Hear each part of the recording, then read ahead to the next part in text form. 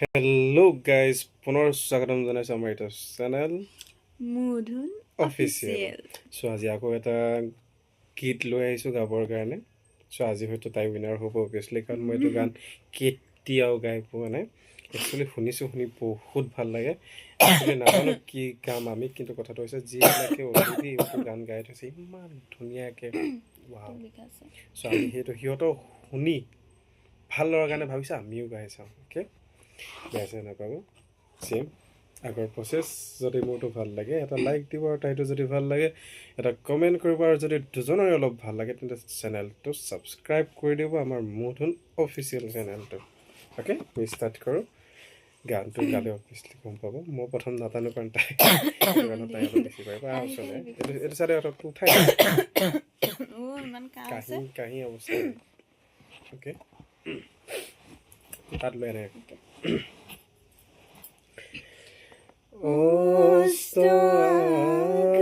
আকাশৰে সপোন ৰহনি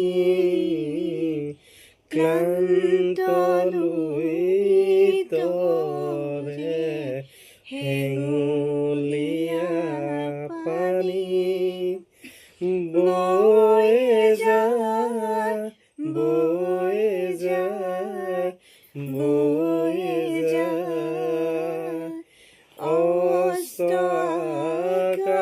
আকাশৰে সপোন ৰহনি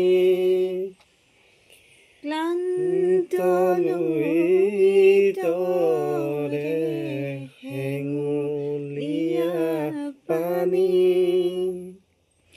কোন সুন্দৰৰে শিল্পীয়ে পদুম ফুলৰ নাৱেৰে ময়ূৰ পংখী ৰহনবোৰ দিয়ে ছটিয়াই।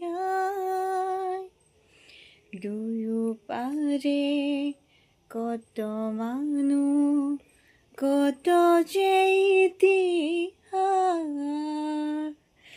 কত যুগৰ হত আশা নিৰাশাৰে নিশ্বাস। লক্ষ্য যদি দিগন্ত শিল্পীহে তোমাৰ পদুমৰে পাঞ্জয় চবুৱাইবাৰ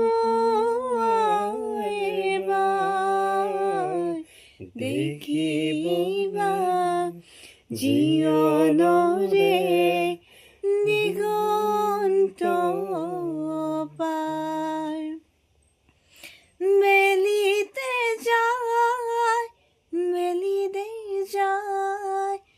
মেলিতে যায় অস্ত আকাশৰে সপোন ৰহনি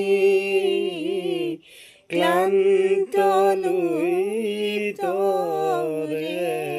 হেঙুলীয়া পানী।